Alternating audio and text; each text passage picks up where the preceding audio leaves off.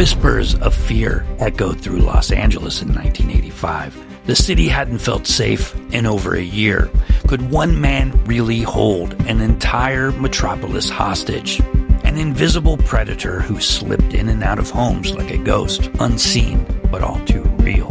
The boogeyman had taken form, and the people gave him a new name, the Night Stalker. But soon they would learn his real name, a name that would send shivers down the spines of not just the people of Los Angeles, but the people of the entire nation. Welcome to Timeless Mysteries. Please like and subscribe if you're drawn to tales of dark psychology, twisted crimes, and the fine line between man and monster. You're in the right place. Richard Ramirez's reign of terror was marked by brutality, unpredictability, and a darkness that existed on a level all its own. His methods were as varied as his victims, his violence unrestrained, his motives cloaked in the language of satanic devotion. Ramirez didn't just kill, he desecrated. He didn't just terrify, he shattered the illusion of safety in people's most sacred space, their homes.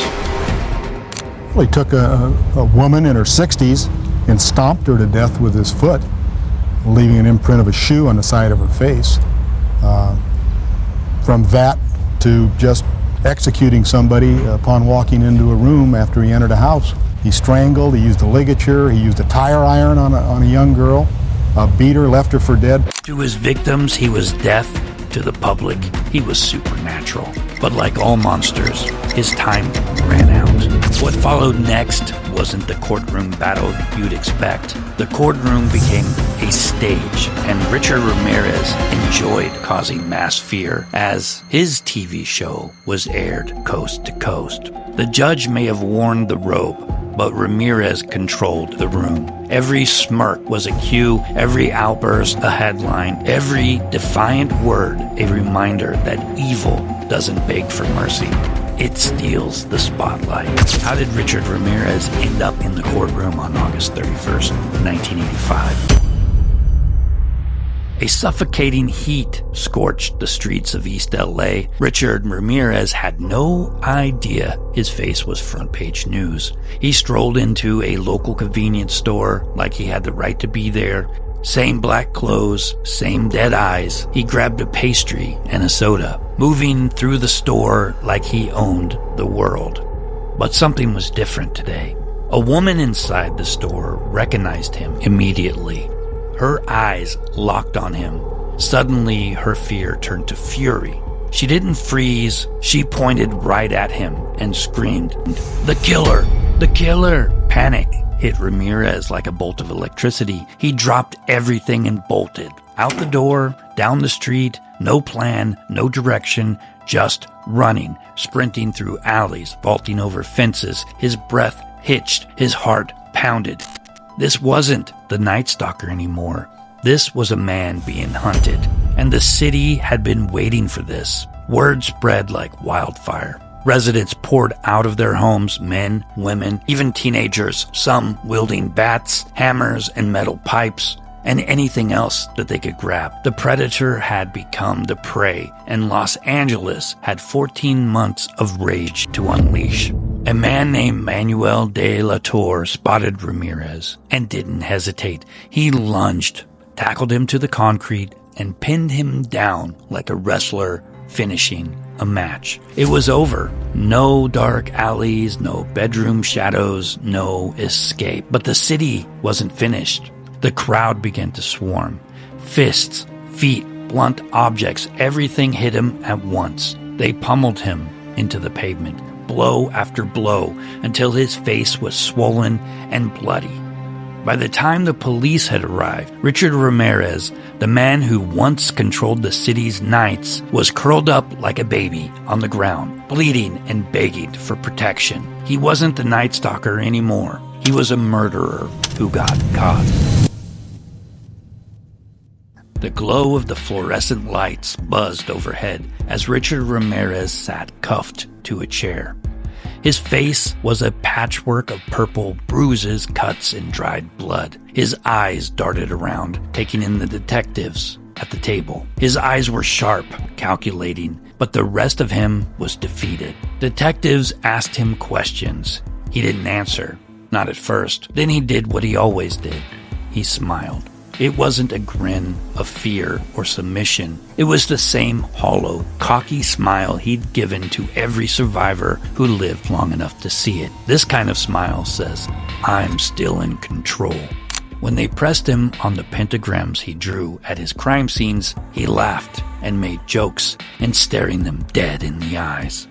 The interrogation didn't last long. They didn't need him to confess. His fingerprints were found on a stolen car. His Avia shoe prints were left at several crime scenes.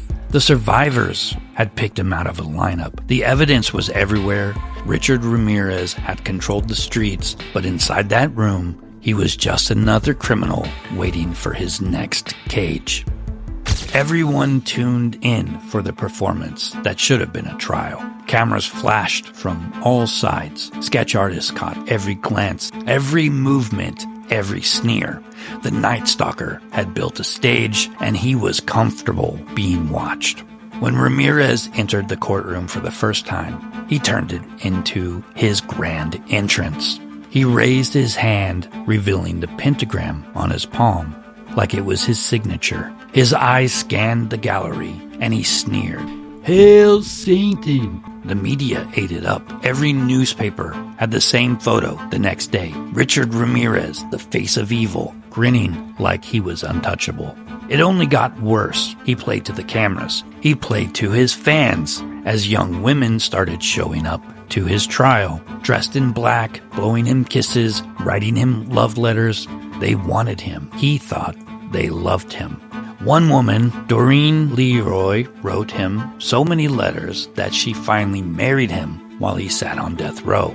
But it wasn't just a media circus. Inside the courtroom, the horror was real. The prosecution didn't just present evidence. They recreated nightmares. Survivors testified. They told the jury through tears about the man they woke up to in the dead of the night. Maria Hernandez, a survivor, described looking into his eyes as he raised a gun to her face and pulled the trigger. Do you see in the courtroom today the man that you saw that night that shot you? Yes. And would you point him out for the jury for? The man on the end. What's he wearing? Dark suit, dark glasses. His eyes were dead, she said. There was nothing there. Richard chuckled at this testimony. He joked about the photos as images of the crime scene flashed across the courtroom. Blood slicked floors, walls covered in crimson messages. Victims sat there, eyes were frozen open in terror. The jurors winced. Reporters even averted their gazes. But Ramirez, he watched, unblinking, calm, as if reminiscing. On September 20th, 1989, after months of testimony, it all came crashing down. The jury delivered its verdict. Guilty on 13 counts of murder, 5 counts of attempted murder, 11 counts of sexual assault, and 14 counts of burglary. When asked if he had anything to say, Ramirez leaned forward, grabbed the microphone, and spat his final words to the world. Big deal. That's always went with the territory. I'll see you in Disneyland. He didn't flinch. He didn't apologize. He wanted people to fear him. The judge handed down the death sentence. Gas chamber, no parole, no mercy, and he just shrugged. The judge said he could find no mitigating circumstances. In other words, he could find no reason to not accept the jury's recommendation. That is, guilty on all counts and the death penalty in the gas chamber at San Quentin on all counts. This is the order of this court. You shall suffer the death penalty for each of the 19 special circumstances found true. Said penalty be inflicted within the walls of the state prison in San Quentin, California. The show was over, but Richard Ramirez never stopped performing. On death row, he continued to get letters from fans, his following growing like he was a rock star instead of a killer. But it was all an illusion. He wasn't in control anymore. There was no more bedrooms that he can slip into in the middle of the night, and there was no more terror that he could spread. The man who had controlled Los Angeles was locked in a cage, and the only sound he heard was the steel doors closing behind him. The story of Richard Ramirez is the tale of a man who became a monster. But he wasn't from a myth or folklore. He was flesh and blood. He hid in plain sight, and he didn't wear a mask to cloak himself in the shadows. His evil was raw, unfiltered, and he broadcast it for all to see. But in the end, it was ordinary people, store clerks, neighbors, and other bystanders who brought him down. No amount of satanic worship or bravado could protect him from the simple truth. Even the most terrifying predators fall. Find out who the man really was beneath the bravado and fear he loved to cast out into the world. Was Ramirez always destined to be this way? Or did society fail him and make him into this monster that we now know? He suffered more child abuse, more atrocities that anyone could survive, but yet he walked away from them. But was he really alive? He lived in a nightmare factory. Raised in a house full of violence, he idolized his cousin Miguel, a Vietnam vet who bragged about his atrocities while he was on duty overseas. He even murdered his wife in front of Richard. Find out if Richard Ramirez could have been saved in our next video. Stay kind, stay vigilant, and always question the truth.